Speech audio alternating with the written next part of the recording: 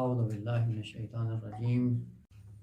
سیرہ تربیتی انبیاء کے عنوان سے حضرت یوسف علیہ السلام کی داستان کو شروع کریں گے، اور اس داستان کی خصوصیت یہ ہے کہ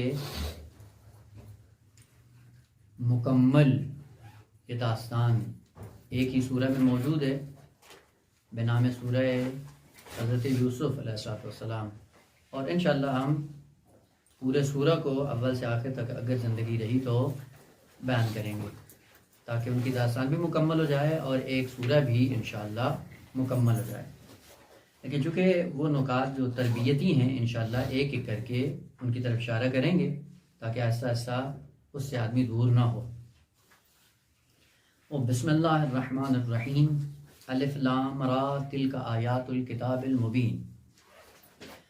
کل ایک مطلب عرض کیا تھا، اس کی تصحیح کر دوں کہ سال 10 بعثت کہ جو شیب ابی طالب میں پیغمبر اسلام موجود تھے، تو سال 10 بعثت کو یہ سورہ نازل ہوا تھا، سورہ مبارکہ یوسف۔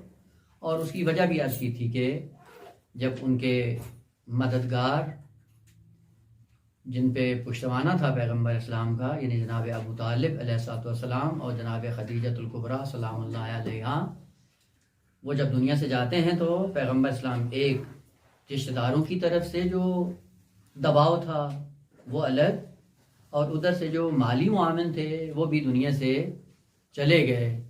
اب پیغمبر اسلام اس تنگنا میں جب قرار پاتے ہیں، پیغمبر کے دلاسے کے لیے خداوند عالم نے اس داستان کو اور اس سورہ کو، سورہ مبارکہ یوسف کو نازل فرمایا، یعنی سن 10 بعثت کو یہ سورہ مکہ کی سرزمین پہ نازل ہوا ہے۔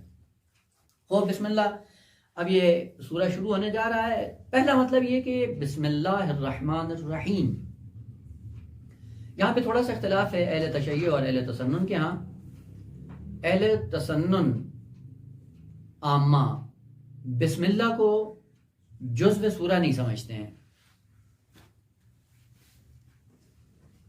جبکہ تشیع یعنی مذہب تشیع، مذہب امامیہ، اس آیت کو ہر سورہ کا جز قرار دیتے ہیں اور ہر سورہ کے لیے الگ سے یہ آیت نازل ہوتی ہے۔ اسی لیے اگر آپ تفسیر المیزان یا تفسیر تسنیم یا ان کی شیخ طوسی علیہ الرحمہ کی یا حتی مجمع بیان، جتنی بھی تفاسیر شیعہ ہیں، ان کو اٹھا کر دیکھیں تو آپ کو یہ مطلب آسانی سے مل جائے گا کہ بسم اللہ الرحمن الرحیم سورہ کا جز ہے۔ جبکہ ابھی جو موجودہ قرآن ہے، اس قرآن میں اگر آپ دیکھیں آیات کی جو شمارش ہے، اس میں بسم اللہ کو آیت اول قرار نہیں دیتے ہیں۔ بسم اللہ کے بعد پہلی آیت، اس کے بعد پھر اعداد کو لکھنا شروع کر دیتے ہیں۔ اور آغا حسن زادہ عاملی، خداوند عالم ان کو غریق رحمت کرے، وہ جب آیات کا ایڈریس دیتے تھے تو بسم اللہ کو پہلی آیت مستقل شمار کر کے دیتے تھے۔ مثلا فرض کریں ابھی سورہ مبارکہ یوسف کہیں گے آیت نمبر 6، آیت نمبر 6 دیکھیں گے یہ تو نہیں ہے، وہ آج کی موجودہ ترتیب کے مطابق آیت نمبر 7 ہوتی تھی، جبکہ ان کے ہاں وہ آیت نمبر 6 ہوتی تھی، چونکہ بسم اللہ کو بھی جز قرار دیتے تھے۔ خوب یہ روش ہے علماء کی، جس سے پتہ چلتا ہے کہ بسم اللہ الرحمن الرحیم جزو سورہ ہے، سورہ کا حصہ ہے۔ اب وہ اعتقادی آواز یا وہ تاریخی آواز یہاں پہ بیان کرنا مقصود نہیں ہے، صرف ایک اشارہ ہو جائے تاکہ بحث میں وارد ہو سکیں۔ مطلب دوم یہ ہے کہ بسم اللہ الرحمن الرحیم محتوا کے اعتبار سے، مطالب کے اعتبار سے اس کا معنی کیا ہوتا ہے؟ اعلیٰ جو سورہ مبارکہ حمد میں بسم اللہ الرحمن الرحیم ہے، اس کا معنی اور جو سورہ مبارکہ بقرہ میں بسم اللہ الرحمن الرحیم میں ایک معنی ہے؟ نا، ایک معنی نہیں ہے۔ ہر سورہ کے اندر بسم اللہ الرحمن الرحیم کا معنی الگ ہوتا جائے گا۔ ایک اشارہ کر دوں تاکہ بات ذہن میں آ جائے۔ مثلا فرض کریں سورہ مبارکہ حمد میں کون سے مطالب ذکر ہوئے ہیں؟ پہلے حمد کا ذکر ہے، ربوبیت کا ذکر ہے، مالکیت کا ذکر ہے، عبودیت کا ذکر ہے، اسی طرح ہدایت کا ذکر ہے۔ یہ ہدایت و عبودیت و ربوبیت و مالکیت اور حمد، یہ ساری کس سائے میں پروان چڑھتی ہیں؟ خدا کی رحمت کے سائے میں. بس وہ رحمت جس کے سائے میں ربوبیت کمال کو پہنچے یا مالکیت یا عبودیت یا ہدایت کمال کو پہنچے وہ رحمت اور ہے. اور جس رحمت کے سائے میں ایمان و اسلام اور اس سے سوء استفادہ کرتے ہوئے کفر و نفاق پروان چڑھے وہ رحمت اور ہے. اسی لیے بسم اللہ جو سورہ مبارکہ حمد میں ہے وہ الگ ہے، اور وہ بسم اللہ الرحمن الرحیم جو سورہ مبارکہ بقرہ میں ہے وہ الگ ہے. مثلا سورہ مبارکہ بقرہ کو اگر آپ تقسیم کرنا چاہیں تو 3 حصوں میں آپ تقسیم کر سکتے ہیں، یعنی 3 گروہوں کا تذکرہ ہے وہاں پہ. ایک متقین ہے یعنی مومنین، اب ان کی صفات کیا ہیں جو قرآن نے ذکر کی ہیں سورہ بقرہ میں، وہ انشاءاللہ آپ خود ملاحظہ کر لیں گے. دوسرا گروہ ہے کفار کا، سواء علیہم اانذرتہم ام لم تنذرہم لا یؤمنون، ایک یہ گروہ ہے. اب اس کے صفات قرآن نے ذکر کی ہیں. تیسرا گروہ ہے منافقین کا، کہ منافقین کیا کرتے ہیں. اب سورہ مبارکہ بقرہ میں بس اگر آپ کلی طور پہ سورہ مبارکہ بقرہ کو تقسیم کریں تو 3 گروہوں کے بارے میں سورہ مبارکہ بقرہ بحث کرتا ہے: مومنین، کفار، منافقین. اور مومنین بھی رحمت کے سائے میں پروان چڑھتے ہیں، کفار بھی رحمت سے سوء استفادہ کرتے ہوئے اپنے آپ کو ذلت کا راہی بناتے ہیں، اور منافق بھی اپنی حماقت اور بیوقوفی اور چالاکی کے سائے میں اپنے آپ کو سمجھتا ہے شاید میں کامیاب زندگی گزار رہا ہوں، لیکن خداوند عالم نے کہا ہے کہ نہ، تم بھی رحمت سے سوء استفادہ کرتے ہوئے اپنے آپ کو چالاک سمجھتے ہو، لیکن اکثر چالاک ہی جال میں پھنس جاتے ہیں. وہاں پہ رحمت کا معنی کچھ اور ہوگا. اور بسم اللہ الرحمن الرحیم مظہر ہے رحمت خدا کا، رحمت عامہ کا بھی مظہر ہے اور رحمت خاصہ کا بھی مظہر ہے. پس رحمت عامہ اور رحمت خاصہ کے مصادیق متعدد ہیں. وہ مصادیق صورتوں کے اندر بیان ہوتے ہیں، اور ان مصادیق کو پروان چڑھانے کے لیے یا رحمت سے استفادہ کرنے کے لیے رحمت کے مصادیق مختلف ہوتے جائیں گے، جس سے پتہ چلتا ہے کہ بسم اللہ الرحمن الرحیم کا معنی ہر صورت میں الگ ہوگا. اسی لیے سورہ مبارکہ یوسف میں بسم اللہ الرحمن الرحیم کا معنی کیا کریں گے؟ وہ رحمت خاصہ جس کے سائے میں انسان عاقبت بخیر ہوتا ہے، انجام کے اعتبار سے نجات یافتہ ہو جاتا ہے، وہ رحمت اور ہے. ممکن ہے وہ رحمت عامہ کے سائے میں نعمات سے استفادہ کر رہا ہو، لیکن اس سے استفادہ کرتے کرتے آہستہ آہستہ ذلت کا شکار ہو رہا ہو. لیکن جب خداوند عالم کی طرف سے توفیق آتی ہے بنام رحمت خاص، اس سے استفادہ کرتے ہوئے آہستہ آہستہ اپنے آپ کو سعادت اور نجات کا راہی بنا لیتا ہے. پس مصادیق کے اعتبار سے بسم اللہ کا معنی وہی محتوا جو صورت میں بیان ہوگا، اسی محتوا کو مرحلہ کمال تک پہنچانے کے لیے بسم اللہ الرحمن الرحیم سے انسان استفادہ کرتا ہے. مثال عرض کروں تاکہ بات زیادہ ذہن میں آ جائے. دیکھیں ہم آپ کے پاس ہے بلب. بلب کا کام ہے روشنائی دینا، نورانیت دینا. وہ جب وہ نور کو پھیلائے گا تو اس کا معنی کیا ہوگا؟ ظلمت چھٹ جائے گی، تاریکی ختم ہو جائے گی. یہ تاریکی کس اعتبار سے؟ ممکن ہے کبھی آپ کو کمرے کی تاریکی ختم کرنا ہو، وہاں پہ بھی بلب کام آئے گا. اب یہاں پہ بلب کیا کر رہا ہے؟ ایک کمرے کی ظلمت کو ختم کر رہا ہے. اور اگر کسی اور مکان میں لے کے چلے جائیں تو اس کی تاریکی کو ختم کرے گا تو وہاں پہ اس کا اور استفادہ ہے. بس جس طرح سے مکان بدلتا رہے گا ویسے ویسے اس کی نورانیت بھی بدلتی رہے گی.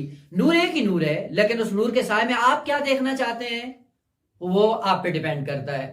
بسم اللہ الرحمن الرحیم ایسا رحمانیت کا مظہر ہے کہ آپ اس رحمت کے سائے میں کس چیز کو مرحلہ کمال تک پہنچانا چاہتے ہو، جس کو بھی مرحلہ کمال تک پہنچاؤ گے اسی حساب سے اس رحمت کا معنی کیا جائے گا.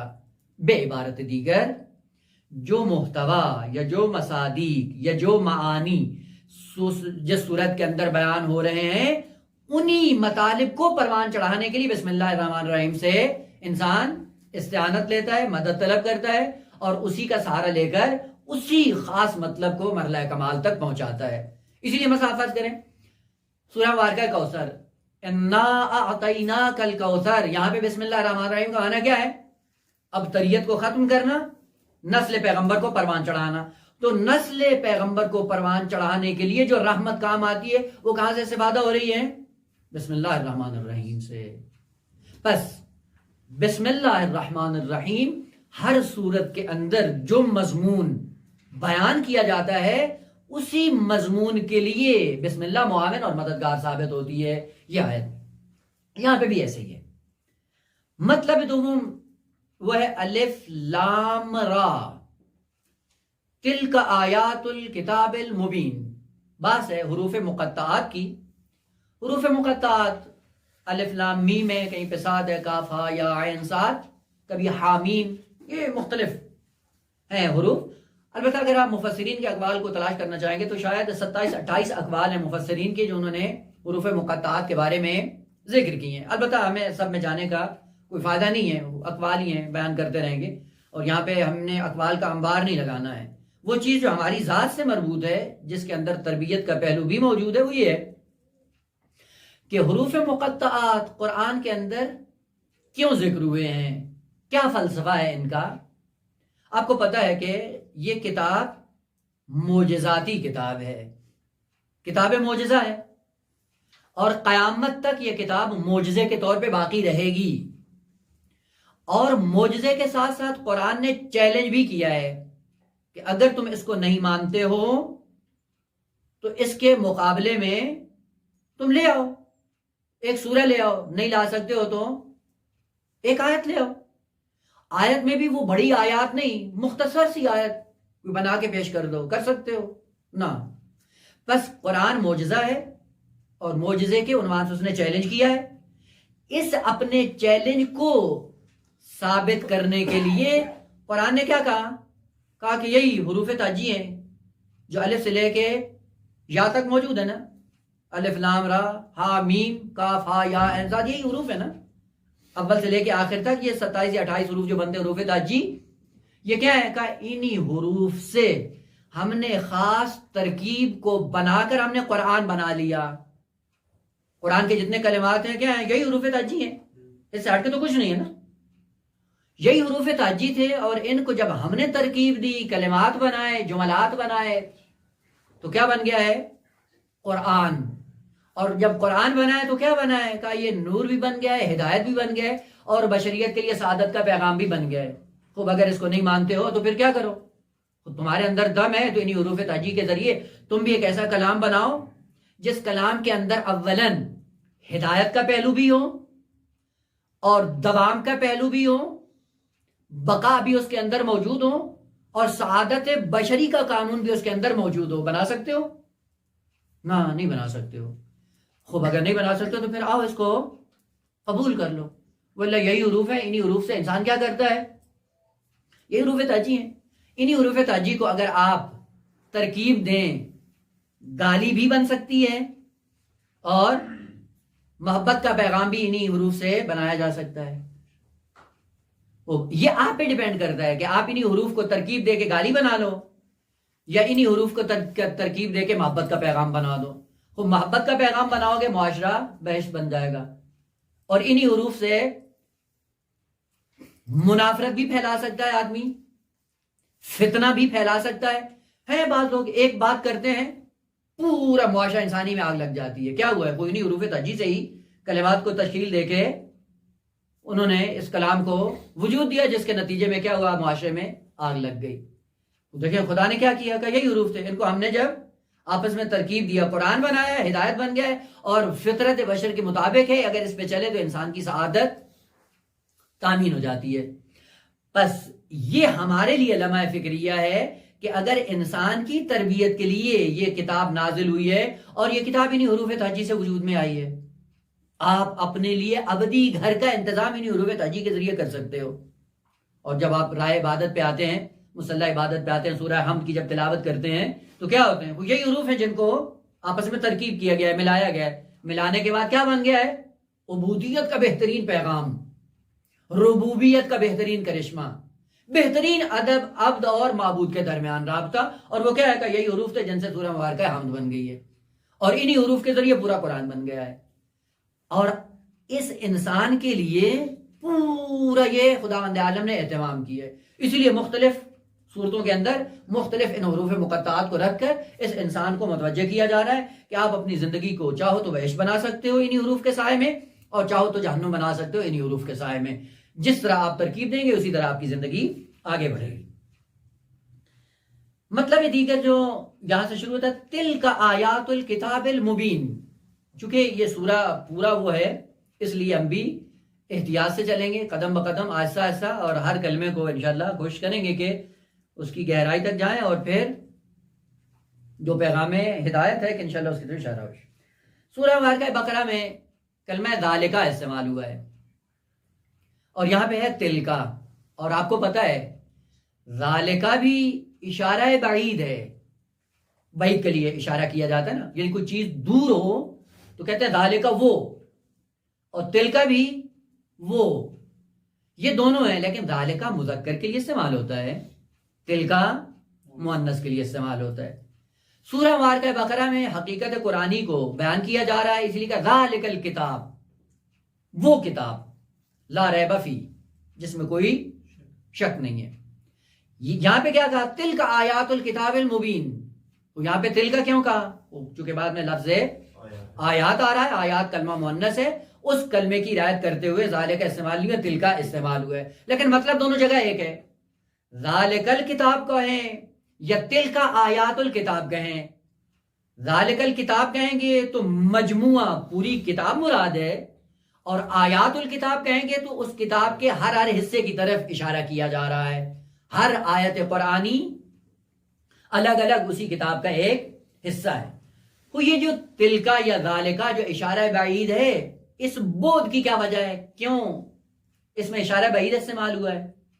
ایک مطلب جو سب مفسرین نے ذکر کیا ہے وہ یہ ہے، عرض کر دوں اس کو بھی. جہاں پہ کسی چیز کی عظمت کو بیان کرنا ہو تو وہاں پہ ہمیشہ فصاحت اور بلاغت کا قانون یہ ہے کہ اشارہ بعید کا استعمال کیا جاتا ہے. کیوں؟ کیونکہ اس کی عظمت اتنی ہے جس عظمت کو ہم درک نہیں کر سکتے ہیں. اس عظمت کی وجہ سے اشارہ بعید کے لیے استعمال ہوتا ہے. بیٹھا سامنے ہوتا ہے، مثلا فرض کریں، یہ اردو میں محاوراتی طور پہ یہ کلمہ استعمال ہوتا ہے، وہ یہ ہے کہ سامنے ایک محترم صاحب ذی وقار، صاحب شرافت آدمی بیٹھا ہوتا ہے اور آپ گفتگو کر رہے ہوتے ہیں.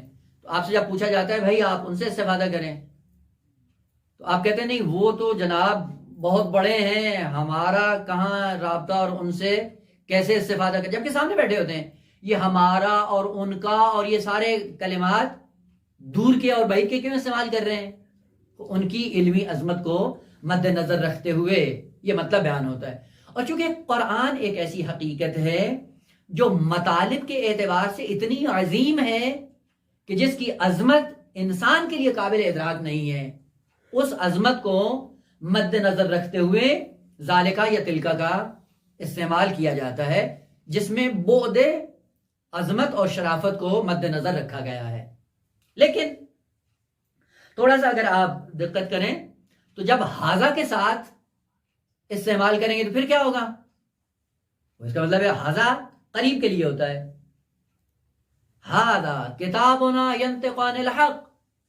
اب حاذا کیوں ہو گیا؟ اب عظمت ختم ہو گئی نا، عظمت اپنی جگہ پہ باقی ہے، تو پھر حاذا کا کلمہ کیوں استعمال کیا جا رہا ہے؟ یہیں سے پتہ چلتا ہے کہ تلکا یا ذالکا مراد کسی اور مرتبے کی طرف ناظر ہیں یہ کلمات، اور حاذا کسی اور مرتبے کی طرف ناظر ہے، اور وہ یہ ہے کہ قرآن ذو مراتب ہے. ایک کتاب کا اور اسی قرآن کا مرتبہ عالی ترین ہے کہ جو انسان کی دسترس میں نہیں ہے، اور وہ کیا ہے؟ مقام لدن. مقام لدن میں قرآن ہے، مقام لدن سے تنزل کرتا ہے، آتا ہے لوح محفوظ پہ، لوح محفوظ سے تنزل کر کے آتا ہے کتاب مکنون پہ، کتاب مکنون سے تنزل کر کے آتا ہے قلب جبرائیل پہ، قلب جبرائیل سے تنزل کر کے آتا ہے قلب پیغمبر پہ، قلب پیغمبر سے تنزل کر کے الفاظ کی شکل اختیار کر لیتا ہے، اور جب الفاظ کی شکل اختیار کرتا ہے اب یہ پورے بشر کی دسترس میں آ جاتا ہے. وہ جب ہر ایک کی دسترس میں ہو تو اس کا مطلب ہے ہر بشر اس سے استفادہ کر سکتا ہے. جب یہ مرتبہ مراد ہو الفاظ کا، کلمات کا، عربی مبین کا، وہاں پہ لفظ حاذا سے تعبیر کیا جاتا ہے.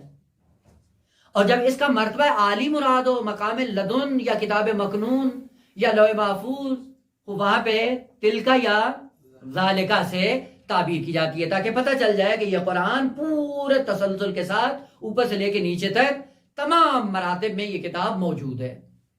لہذا جب قرآن کے اس مرتبے کی طرف اشارہ کرنا مقصود ہو تو وہ کلمات جو بعید کے لیے وضع کیے گئے ہیں ان سے استفادہ کیا جاتا ہے، اور جب آخری مرتبہ مراد ہو کہ جو ہر ایک کی دسترس میں سب کے سامنے موجود ہے، وہاں پہ لفظ ھذا سے تعبیر کیا جاتا ہے۔ مطلب دیگر کہ تلک آیات الکتاب المبین، آیت اس کا حرف اصلی عربی میں کیا ہے؟ حمزہ، واو، یا، آوا یا، جس سے کلمہ کیا نکلا ہے؟ مأوا۔ مأوا کا معنی کیا ہوتا ہے؟ پناہ گاہ، جہاں پہ آدمی جا کر پناہ لیتا ہے، رک جاتا ہے، سکون محسوس کرتا ہے، اور استراحت کا سبب ہوتی ہے انسان کے لیے وہ مأوا، یعنی جہاں پہ آ کے رک جاتا ہے۔ اور جو اردو میں معنی کیا جاتا ہے آیت کا، وہ کیا ہے؟ نشانی۔ یہ رائج ہو گیا ہے آیت کا معنی نشانی۔ خود نشانی کو نشانی کیوں کہتے ہیں؟ وہ جہاں پہ انسان حرکت کرتا ہے، سفر کرتا ہے، تو سفر کر کے اپنی منزل مقصود تک جانا چاہتا ہے، اس منزل مقصود میں پہنچ کر پھر کیا کرے گا؟ رک جائے گا، ٹھہر جائے گا، سکون محسوس کرے گا اور اطمینان کی منزل پہ پہنچ جائے گا۔ اس اطمینان کی منزل پہ پہنچانے والی جو چیز ہوتی ہے اس کو کیا کہا جاتا ہے؟ نشانی، طریق، راستہ۔ تو آیت کو آیت اس لیے کہتے ہیں کہ یہ بشر کے لیے سکون کا سبب بنتی ہے، نشانی فراہم کرتی ہے انسان کو، راستہ بتاتی ہے سکون کا۔ جس طرح ماوا میں پہنچ کر انسان ٹھہر جاتا ہے، ان آیتوں سے انسان استفادہ کر کے اپنی منزل مقصود کو پا لیتا ہے، اطمینان کی منزل پہ پہنچ جاتا ہے، اس لیے آیت کو آیت کہا جاتا ہے۔ بس آیت بھی در حقیقت پناہ گاہ ہے انسان کے لیے، لیکن وہ پناہ گاہ جو انسان کو منزل مقصود کا راستہ بتاتی ہو اس کو آیت کہا جاتا ہے، کہ جس کی جمع آیات استعمال ہوتا ہے۔ پس آیت یا آیات وہ چیزیں جو انسان کے لیے سکون کا سبب بنے، جہاں پہ انسان آ کر عمل کرتے کرتے ٹھہر جائے اور رک جائے۔ کہ یہ کتاب پوری کی پوری، اور اس پوری کتاب کی ساری آیات کس لیے ہیں؟ وہ بشر کے لیے پناہ گاہ ہیں۔ وہ انسان جو اپنے مقصد سے دور ہے اور اپنے مقصد کو پانا چاہتا ہے، اپنے مقصد کی تلاش کے لیے جب نکلتا ہے، بہترین رہنما یہ آیات کتاب ہیں۔ قرآنی آیات انسان کے لیے پناہ گاہ بنتی ہیں اور اس انسان کو اپنی حیات کا مقصد بتاتی ہیں، اور انہی کے سائے میں انسان اپنے مقصد حیات کو پا لیتا ہے۔ تلک آیات الکتاب، لفظ کتاب یہ متعدد نام ہیں قرآن کے۔ کبھی قرآن کہا جاتا ہے، کتاب کہا جاتا ہے، ذکر کہا جاتا ہے، فرقان کہا جاتا ہے، متعدد نام ہے قرآن کے۔ البتہ ہر نام کے پیچھے ایک حقیقت ہے، جب وہ حقیقت مد نظر ہو تو اس خاص کلمے کا انتخاب کیا جاتا ہے۔ مطلب کتاب کیوں کہتے ہیں؟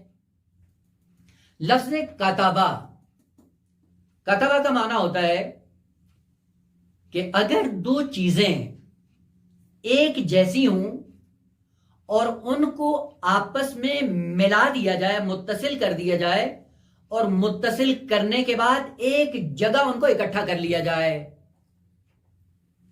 اس کو عربی میں کیا کہا جاتا ہے؟ کتابت، جس سے کاتب، کتاب، مکتوب اور بہت سے کلمات اس سے مشتق ہوئے ہیں۔ البتہ عرب جب اس کلمے کو استعمال کرتا تھا تو کیا کہتے تھے؟ مطلب فرض کریں یہ ایک اصطلاح ہے کہ اگر آپ جائیں سبزی منڈی میں، سبزی منڈی میں آپ نے دیکھا ہے کہ جو سارا سامان آدمی لے کے آتا ہے اور وہاں پہ آ کے بیچتا ہے تو کیا کرتا ہے؟ مختلف بوریاں ہوتی ہیں، ہر بوری میں ایک ہی نوع کی اشیاء کو اکٹھا کیا جاتا ہے، اس کے بعد اس بوری کا منہ سی دیا جاتا ہے۔ تو وہاں پہ عربی میں کہا جاتا ہے کتبتہو، یعنی میں نے بعض چیزوں کو جو ایک جیسی تھی ایک جگہ اکٹھا کرنے کے بعد بوری کا منہ بند کر دیا۔ اب جیسے بند کریں گے تو کیا ہوگا؟ کہ اس میں ایک ہی حقیقت کی اشیاء کو ہم نے جمع کیا ہے. تو آلو کی بوری میں آپ کو گاجر نہیں ملے گی، اسی طرح پیاز کی بوری میں آلو نہیں ملے گا. ہر ایک کو الگ الگ جمع کرنے کے بعد ہم جنس کو ایک جیسی چیزوں کو ایک ساتھ اکٹھا کرنے کے بعد اگر ان کے منہ کو بند کر دیا جائے وہاں پہ لفظ. اور جو کتاب کہی جاتی ہے، کتاب کو بھی کتاب اسی لیے کہتے ہیں کہ ایک ہی موضوع کے متعلق کئی ایک مطالب ہوتے ہیں جن کو آپ خاص اوراق میں جمع کر کے الگ کر دیتے ہیں. جس سے پتہ چل جاتا ہے یہ ریاضی کی کتاب ہے، یہ منطق کی ہے، یہ فلسفے کی ہے، یہ کلام کی ہے، یہ اصول کی ہے، یہ صرف کی ہے، یہ نحو کی ہے، اور یہ طب کی ہے مثلا. پس کتاب کا معنی یہ ہے کہ جہاں پہ ایک ہی جنس کی اشیاء کو اکٹھا کیا جائے اور اکٹھا کرنے کے بعد ان کو الگ کر دیا جائے، وہاں پہ لفظ کتابت استعمال کیا جائے. اسی سے کاتب نکلا ہے. کاتب کون ہوتا ہے؟ کا جو ہم جنس حروف کو ایک ساتھ اکٹھا کرتا ہے. اور جو مکتوب کا معنی کیا ہوتا ہے؟ جو ہم کہتے ہیں خط. وہ خط میں کیا ہوتا ہے؟ وہ ایک ہی مضمون کے کلمات کو ایک پیپر پہ آپ جمع کرتے ہیں، جمع کرنے کے بعد آپ کسی کو روانہ کر دیتے ہیں، مکتوب ہو جاتا ہے. پس کتابت، اس کتاب کو کتاب کیوں کہتے ہیں؟ کہا کہ ایک ہی عنصر ہے اور ایک ہی موضوع ہے جس کے متعلق جو کچھ آپ کو ملے گا وہ اسی کتاب میں ملے گا. اور وہ موضوع کیا ہے؟ موضوع ہدایت انسان ہے. ہدایت انسان میں ان تمام کلمات کو ایک جگہ اکٹھا کیا گیا اور اکٹھا کرنے کے بعد کیا بن گئی ہے؟ یہ کتاب بن گئی ہے. پس اس کتاب کے اندر وہ وجہ مشترک جس میں یہ ساری آیات شریک ہیں، وہ موضوع کیا ہے؟ ہدایت انسانی. اب وہ قصے ہوں تو بھی ہدایت پر مشتمل ہیں، اعجاز کی بات آ جائے تو بھی ہدایت پہ مشتمل ہے، غیب کی خبریں آ جائیں تو بھی ہدایت والا پہلو اس سے ختم نہیں ہوتا. اگر کفار و منافقین و مومنین کی داستان بیان ہوتی تو اس میں بھی ہدایت کا پہلو ہے. بس ہدایت سے یہ چیزیں خالی نہیں ہیں، اس لیے اس کو کتاب کہا جاتا ہے. یعنی ایک موضوع ہے بنام ہدایت، اور اس ہدایت کے عنوان سے ان تمام تر کلمات اور آیات اور سور کو اکٹھا کر کے کتاب بنا دی گئی. اور وہ کتاب بننے کے بعد ہے کیا؟ کا آخری درجہ اس کا الفاظ کی شکل ہے، کلمات کی شکل، الفاظ اور کلمات کی شکل بنا کر انسان کے اختیار میں دے دیا گیا. آخری کلمہ پہلی آیت کا ہے کلمہ مبین، بیان. یہ ہے بانا یبینو، یعنی بے، یہ اور نون. خوب، تو لاب کی محفل ہے اس لیے مشکل نہیں ہوگی.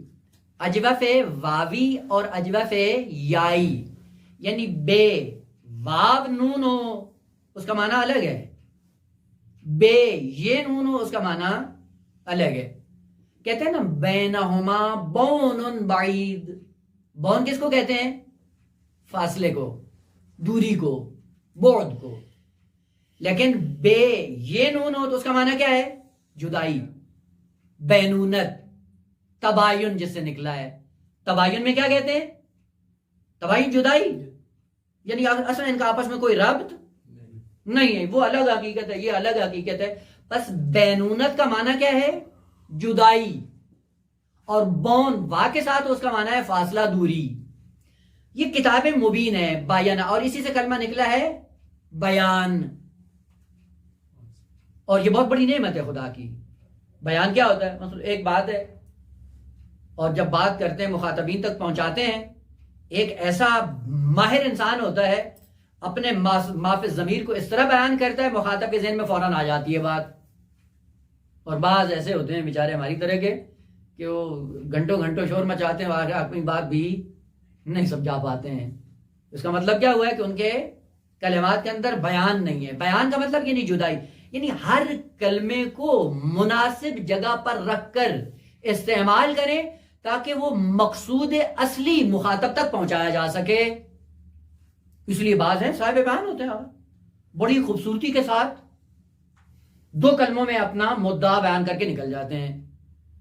اس کا مطلب ہے صاحب بیان ہے، یعنی کلمات کو پرو کر الگ الگ رکھ کر اپنے مقصود کو بڑی آسانی سے پہنچا دیتے ہیں. اور یہ مبین یا بیان بہت بڑی نعمت ہے خالق کائنات کی.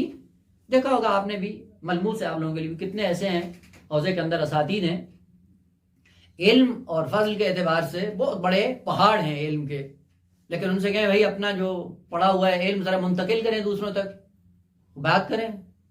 وہ جب بات کرتے ہیں پتہ نہیں چلتا کیا کہہ رہے ہیں، نہ سر کا پتہ ہوتا ہے، نہ پیر کا پتہ ہوتا ہے، نہ مدعا کا پتہ ہوتا ہے کیا کہنا چاہ رہے ہیں. اس کا مطلب نہیں ہے کلمات کے اندر جدائی نہیں ہے، بینونت نہیں ہے.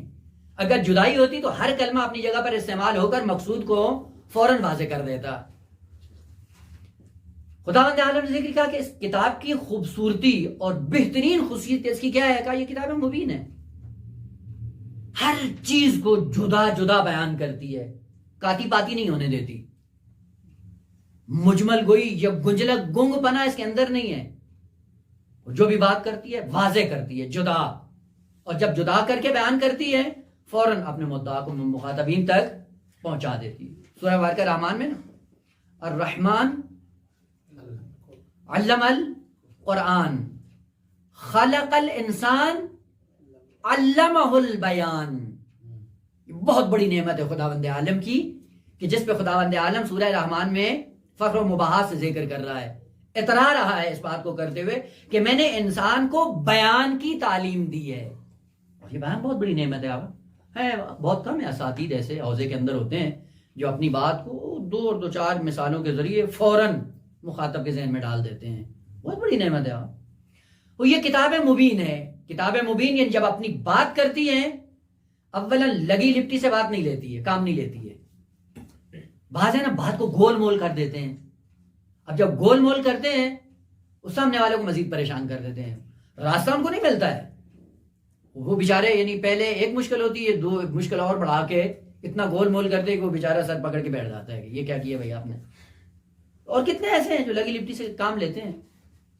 کوئی ان کا شرعی مسئلہ ان سے پوچھ لیں، جب دیکھیں گے کہ اگر اس کی حقیقت بیان کر دی تو اگلے سال کی دعوت نہیں ملے گی، فیس نہیں ملے گی، احترام ختم ہو جائے گا. پھر وہاں پہ بات کو گول مول کرتے ہیں، بیان کے ساتھ واضح نہیں کرتے ہیں. وہ اگر بیان کے ساتھ واضح کر دیں سیدھا سیدھا تو کیا ہوگا، ہو گئی ہر چیز ختم.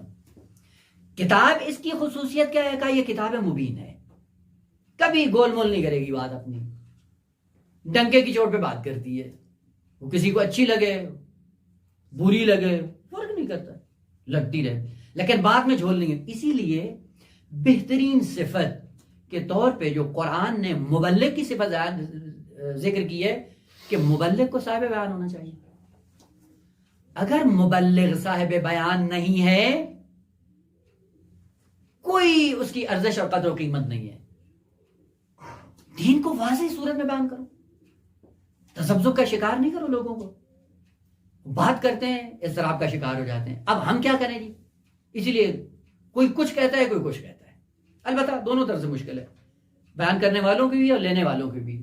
وہ بس مبین یا بیان کلمات کلام کے اندر اس حد تک جدائی پائی جاتی ہے کہ اس جدائی کے سائے میں حقیقت واضح ہو جاتی ہے.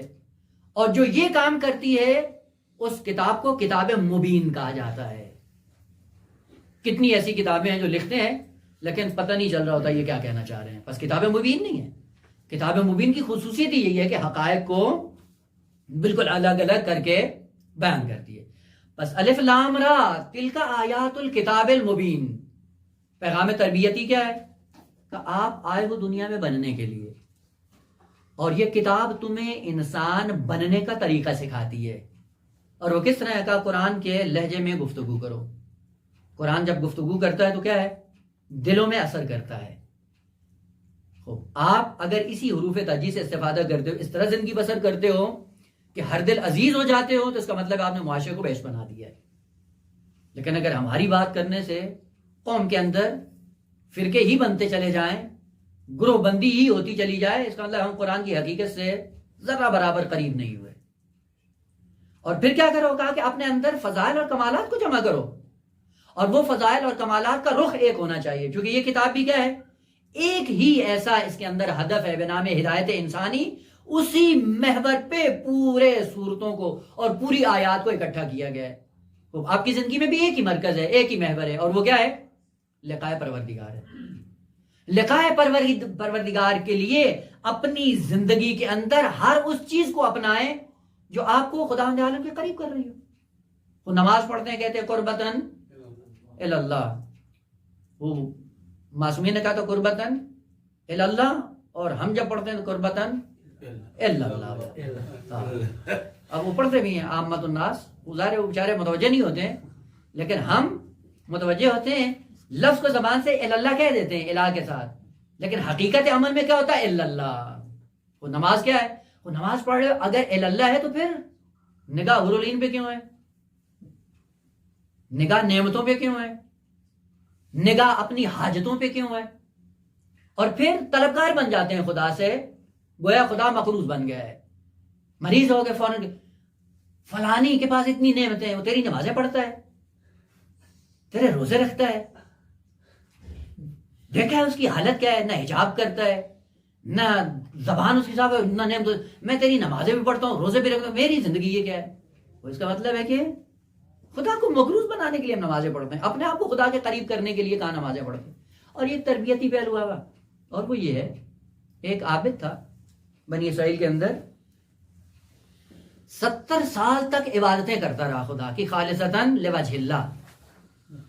ایک دن کوئی مشکل آئی اس کی، اور مشکل آنے کے بعد اس نے دعا کی اللہ کی بارگاہ میں، اور دعا اس کی مستجاب نہیں ہوئی۔ تو یہاں پہ آپ اور میں ہوتے تو پتہ نہیں ہمارا رویہ کیسا ہوتا، زندگی بھر باوضو بھی رہے، کسی کی غیبت بھی نہ کرے، جھوٹ بھی نہ بولے، نمازیں بھی وقت پہ پڑھے، فرائض کو بھی پورا انجام دے، اور پھر مستحبات کی دنیا میں اپنے آپ کو ہمیشہ مشغول اور مصروف رکھے۔ اس لیے کہا جاتا ہے جب تک معرفت عظیم نہ ہو عمل کے اندر عظمت نہیں آتی۔ اب وہ عابد نے کیا کیا؟ 70 سال خالصتاً لوجہ اللہ عبادت انجام دینے کے بعد جب حاجت خدا سے طلب کی اور پوری نہیں ہوئی، اپنے آپ کو سرکوب کرنا شروع کر دیا، اپنی ملامت کرنا شروع کر دی، اور کہتا ہے کہ 70 سال میں تو نے کیا کیا کہ خدا نے تیری ایک حاجت بھی قبول نہیں کی ہے؟ نقص کس کی طرف ہے؟ اپنی طرف۔ دیکھیں اگر مثال کے ساتھ عرض کریں، مثلا ایک استاد ہے، ایک شاگرد ہے، اور کئی سالوں کا استاد اور شاگرد کا رابطہ ہوتا ہے، اور رابطہ بڑا محبت آمیز ہوتا ہے، اور ایک دم اگر استاد عرصہ دراز کے بعد اس شاگرد کو اپنے گھر نہ آنے دے، معاشرہ انسانی کیا کہتا ہے؟ سب سے پہلے یہ کہتا ہے بھائی تو نے کیا کیا کہ استاد تجھ سے ناراض ہو گیا۔ کبھی معاشرہ یہ قضاوت نہیں کرتا کہ تیرا استاد کتنا بد اخلاق، اس نے آنے نہیں دیا ہے، بعض شیطان صفت جو یہ کام کرتے ہیں، یہ تیرا استاد ہے، وہ اندر سے اکسانے کے لیے، جس نے تجھے اپنے گھر نہیں آنے دیا، اتنی زندگی سے تو اس کی خدمت کرتا رہا ہے۔ یہ ہے شیطانی کام۔ رحمانی کام کیا ہے؟ وہی او بھائی تو نے اس عرصے میں کیا کیا کہ استاد کے اعتماد کو جذب نہیں کر سکا، آپ کو اس نے گھر میں نہیں آنے دیا ہے۔ یعنی اپنے پہ نظر ثانی کرو۔ جب اپنے پہ نظر ثانی کرو گے پتہ چلے گا کہ میں طلبکار نہیں ہوں، خدا میرا مقروض نہیں ہے۔ پلٹ کر اپنے اعمال کے اندر کمی کو ملاحظہ کرتا ہے، اور یہ ادب تربیتی ہے۔ اس لیے آپ انشاءاللہ اگر فرصت ہو کبھی، یہ جو ذیل میں کبھی بھی عرض کرتا ہوں، حتماً مراجعہ کیا کریں۔ حدیث عنوان بصری، بہت خوبصورت حدیث ہے۔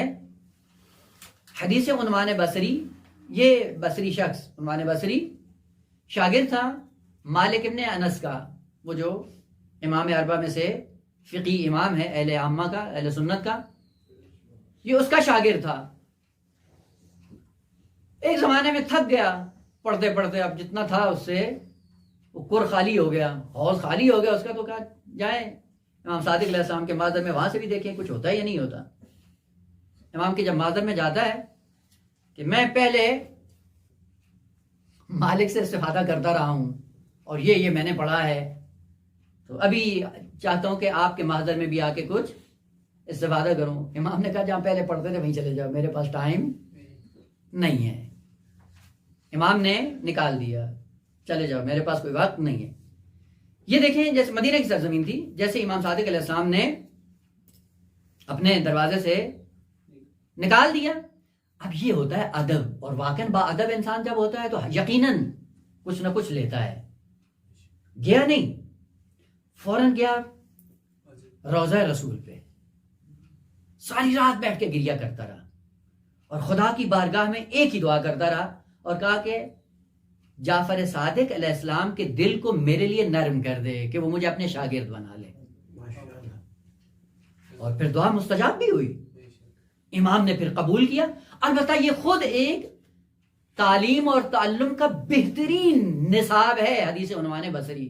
اگر توفیق ہوئی کسی فرصت میں تو انشاءاللہ اس حدیث کو باقاعدہ طور پہ اسی طرح مفردات کر کے اس کو بیان کیا جائے. خود ایک تعلیم و تعلم کا بہترین نصاب ہے جو واقعا طلاب کی دنیا میں معلوم ہونا چاہیے. ادب کا تقاضا یہ ہوتا ہے کہ انسان جب کسی مشکل کا سامنا کرے اپنے اندر نقائص کو محسوس کرے, نہ یہ کہ فوراً خدا کو سرکوب کرنا شروع کر دے. وہ 70 سال کی عبادت کرنے کے بعد بھی ذرہ برابر مطالبہ نہیں ہے خدا سے, اور خدا کو مقروض بھی نہیں پاتا ہے. کیا کہا کہ 70 سال میں تو نے اپنے ساتھ کیا کیا کہ ایک حاجت بھی تو خدا سے نہیں لے سکا, یعنی اس قابل نہیں بن سکا کہ خدا تیری ایک حاجت کو قبول کر لے. وہ کیا فائدہ 70 سال کی عبادت کا؟ یا اسی مثال کے مطابق وہ کئی عرصے تک ایک استاد کے پاس رہے اور استاد نے گھر نہیں آنے دیا.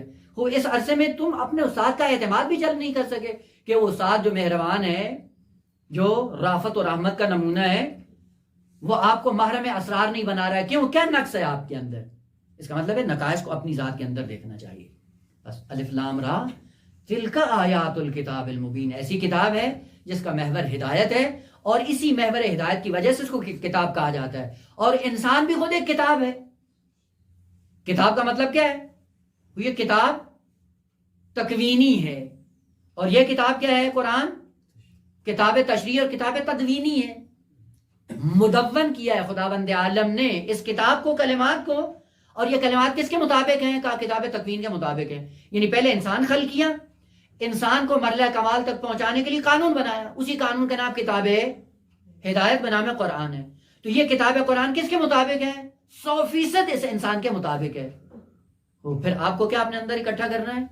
پیغام ہدایت, قرب الہی, لقاء اللہ کی منزل کی طرف جانا ہے.